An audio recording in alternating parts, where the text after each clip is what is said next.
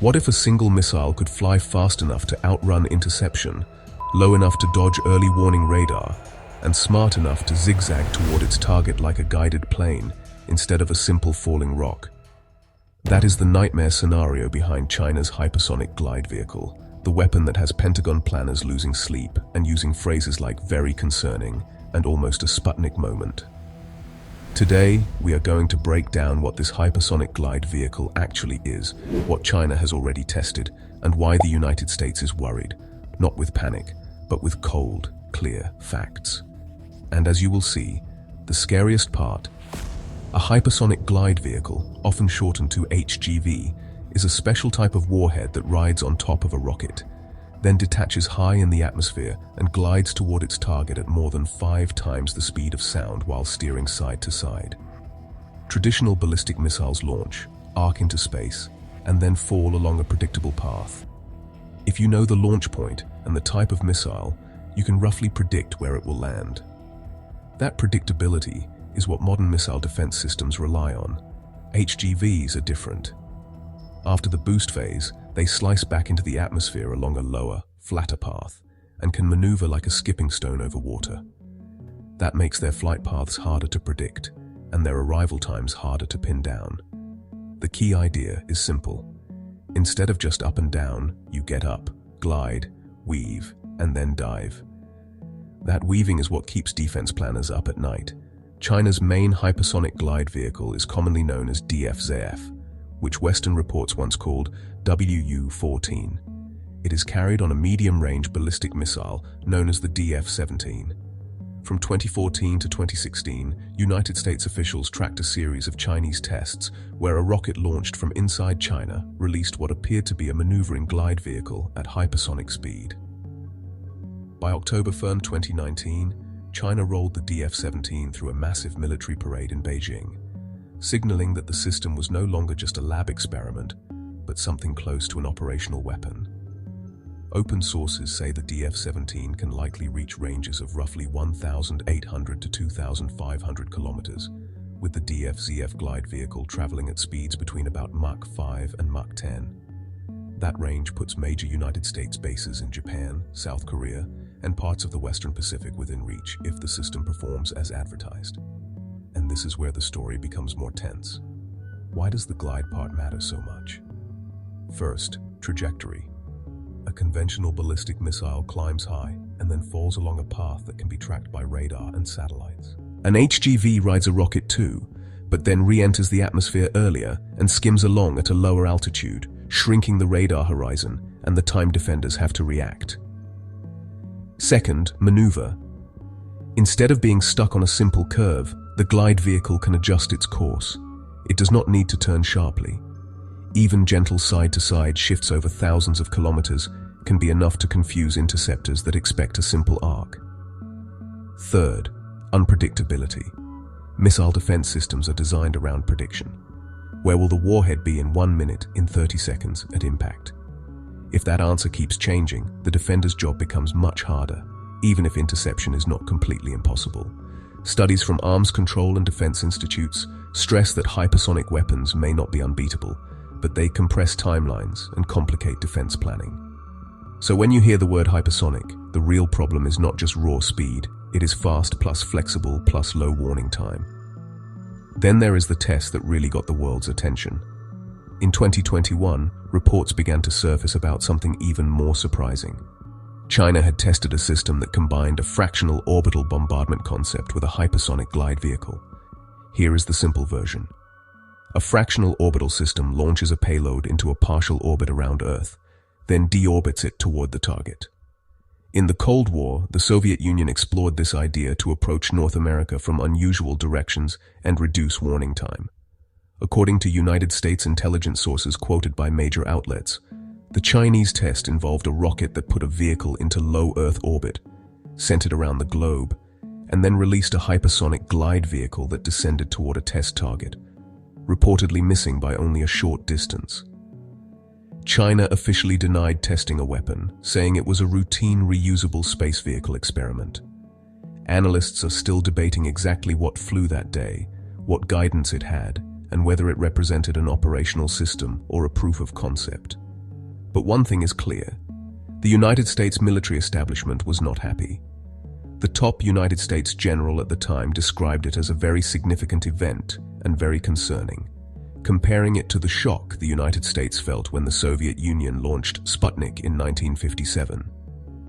So why does this worry Washington so much? It really comes down to three big issues: warning time, defense systems, and strategic stability. First, warning time. If a weapon can approach the United States or its allies along a less predictable route, for example over the South Pole instead of over the Arctic, and glide at low altitude, early warning radars might see it later, leaving leaders with fewer minutes to decide how to respond. Second, defense systems. Many United States and Allied missile defenses are optimized to track and intercept ballistic missiles that follow predictable arcs. Hypersonic glide vehicles are specifically designed to complicate those systems by flying different paths at different altitudes, with maneuvering built in. Third, strategic stability. Arms control experts worry that hypersonic systems, especially if they are nuclear capable, could blur the line between conventional and nuclear strikes. A country might see a hypersonic launch and not know what kind of warhead is on top, pushing decision makers toward worst-case assumptions. That combination of less time, more uncertainty, and higher stakes is why some analysts see hypersonic glide vehicles as less about winning a war and more about raising the risk of miscalculation. At the same time, there are myths that need to be cleared up. Online, you will often see hypersonic weapons described as unstoppable, impossible to defend against, or totally game-changing. Reality is more complicated. Anything flying through the atmosphere at hypersonic speed is under extreme heat and stress. It has to balance maneuverability with stability, accuracy, and survivability. Developing sensors, guidance electronics, and thermal protection that all work reliably at those speeds is extremely hard. Public reports suggest that various hypersonic programs, including experiments by the United States and others, have had both successes and failures during testing. On top of that, countermeasures are evolving. Ideas include new radar networks, space-based tracking, faster interceptors, and non-kinetic options. Many analysts argue that hypersonics complicate defense, but they do not magically erase it. So hypersonic glide vehicles are not science fiction superweapons, but they are disruptive enough to shake up military planning, and that is exactly why the United States is worried. China is also not alone in this race.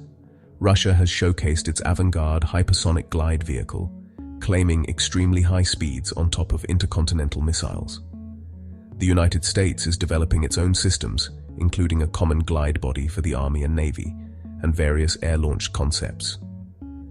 China's DF-17 and the 2021 orbital-style test received so much attention because they signal maturity and ambition at the same time. The DF-17 seems tailored for regional targets in the Western Pacific, including United States bases, naval task forces, and allied infrastructure. At the same time, a fractional orbital-style test suggests China is at least exploring technologies that could have near-global reach and more flexible attack paths, even if those capabilities are still in development and surrounded by uncertainty. This arms race is not just about who has the fastest missile. It is about who can shape the rules of future conflict and who can deter whom without tipping into panic. Looking ahead, there are three big things to watch. First, more tests. Public sources already document multiple DF-17 flight tests, and analysts expect additional trials of hypersonic systems from China, the United States, and Russia. Each new test will tell us more about reliability, range, and accuracy, but also risks normalizing this new class of weapons. Second, defenses and counter-hypersonic efforts. Expect more investment in advanced radars, satellite constellations designed to track the heat signatures of fast-moving vehicles, and interceptors optimized for the altitudes where glide vehicles travel. Space agencies and defense organizations are working on new tracking layers that mention hypersonic threats directly. Third, arms control debates. Experts are urging talks on limiting certain types of exotic delivery systems, such as orbital bombardment combined with hypersonic glide vehicles, because they compress decision time and could destabilize nuclear deterrence. At the moment, there is no dedicated treaty focused on hypersonic weapons, but the pressure to create some kind of norm is growing. In other words, we are likely to see more speed, more tests, and more arguments about how to keep all of this from spiraling out of control. So why is the United States worried about China's hypersonic glide vehicle? Not because it magically makes China unstoppable, and not because defenses suddenly become useless. It is because systems like DF-ZF on the DF-17 and experimental concepts that mix orbital paths with glide vehicles squeeze the time leaders have to think clearly and inject uncertainty into decisions that already carry enormous stakes. In a world where minutes can decide whether a launch is seen as a test or an attack, anything that speeds up the clock without clear rules is dangerous, no matter which flag is painted on the missile. Hypersonic glide vehicles are a reminder that technology races ahead, but stability depends on something slower and harder. Trust, transparency, and agreements that keep everyone from misreading those flashes on the radar. And that is the real question this story leaves us with. Can the world adapt its rules as fast as it is adapting its weapons?